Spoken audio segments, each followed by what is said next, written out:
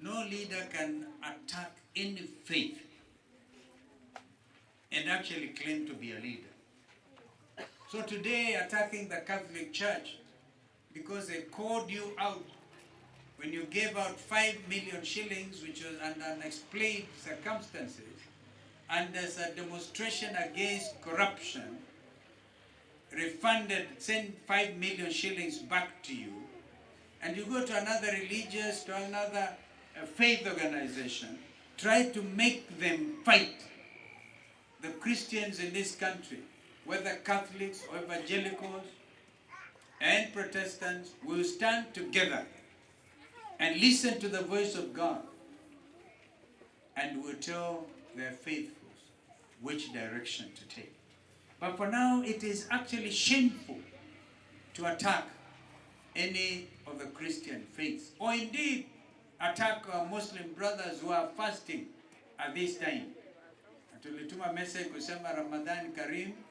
Faith is basic. That is what God has given his people. Therefore, on my way home, I thought I should caution William Ruto. I think you're just crossing the red line. It is not right.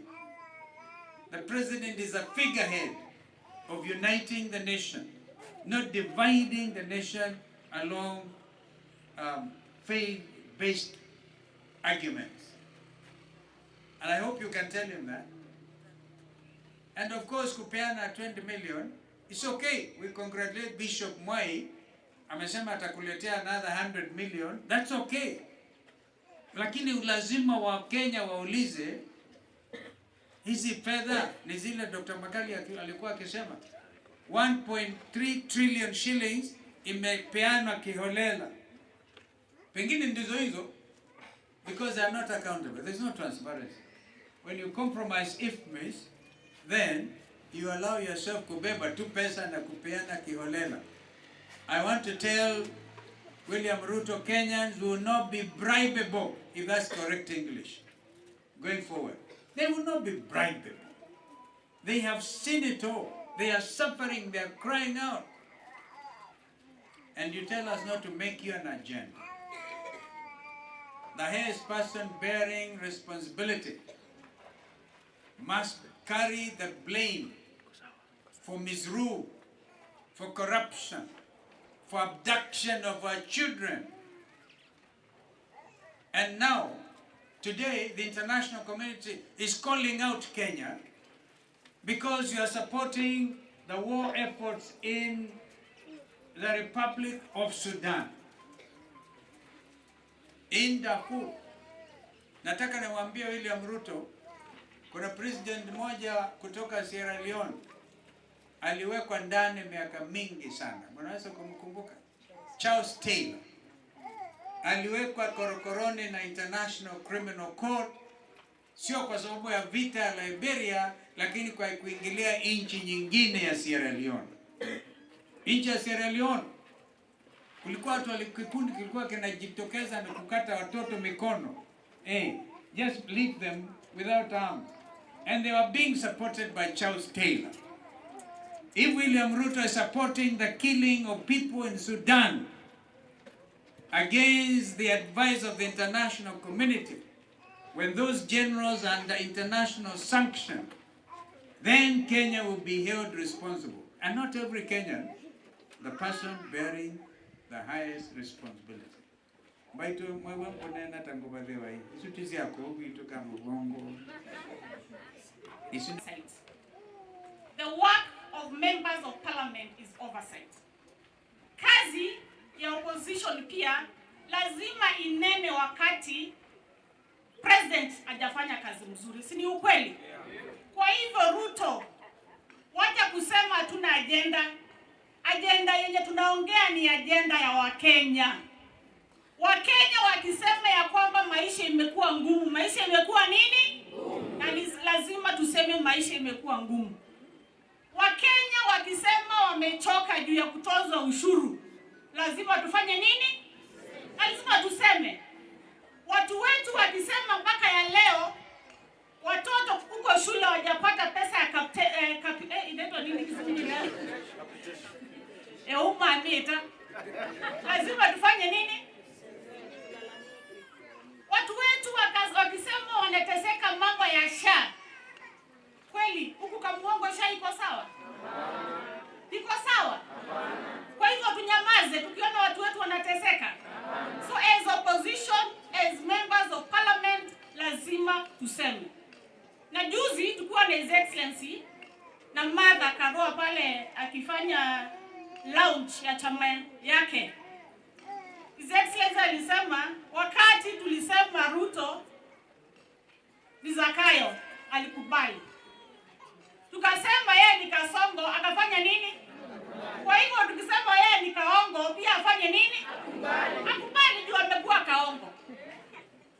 Kila mahali ni wanatenga, wanapangua. Miaka 3 sasa imepita. Kweli tunaweza nyamaza jamani? And I want to thank the church, the Catholic Church, because the Catholic Church has stood with the people of this country.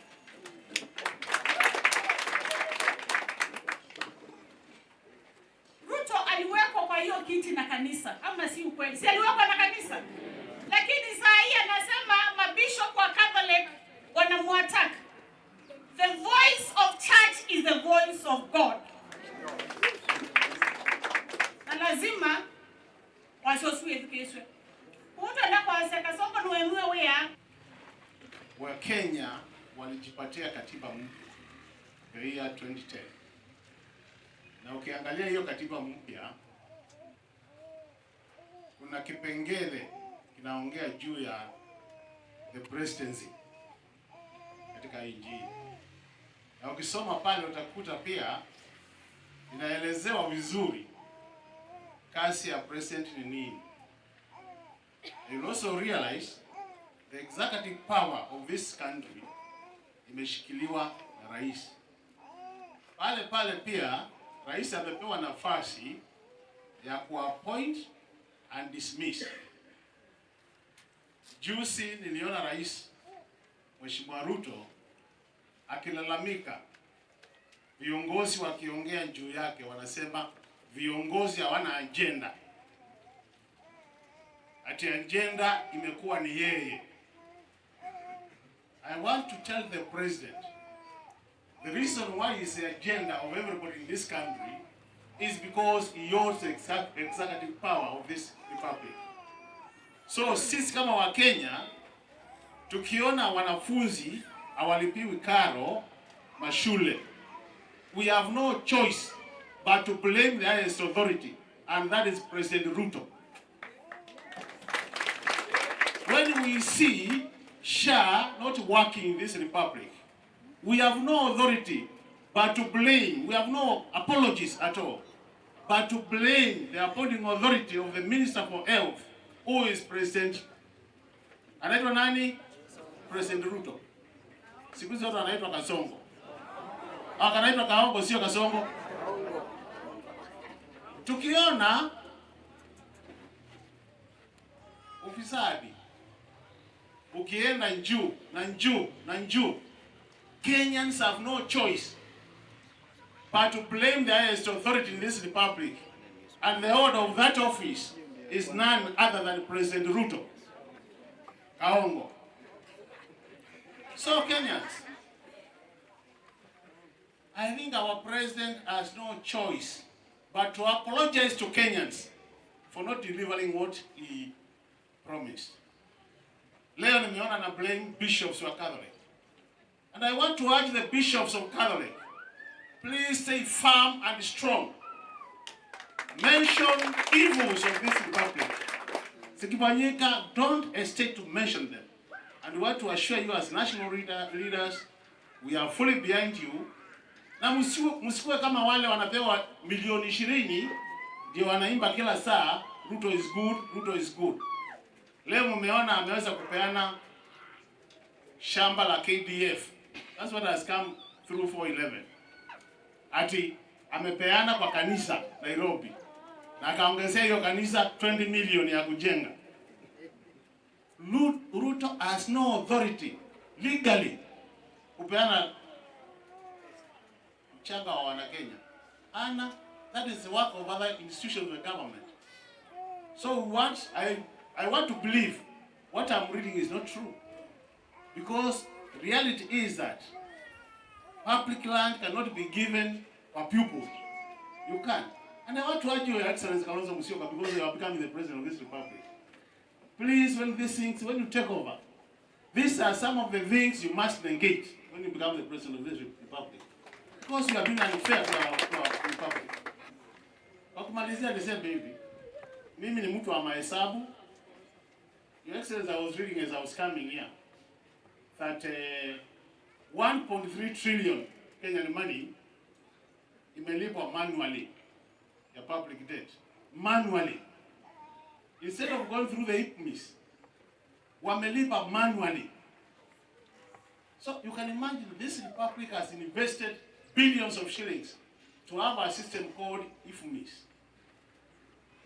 Kwa sababu ya wakora na wanataka kula pesa ya serikali, sasa wanataka tulipe kama vile unakata receipt ya maembe pale. Tunaandikwa ka receipt, unalipa. Deni la Kenya tunalipa manually. This can only happen in this republic, no other place. So, Minister Mbandi, tumekuwa na wewe mbunge miaka mingi. I know what you stand for. You have the technical know-how. Make sure you don't entertain this kind of rubbish. Let all the payments go through the system, which Kenyans are paid for through their taxes. Tukifanya hivyo kinchi itaenda mbele. Ama unasemaje mama? Inyo mwenda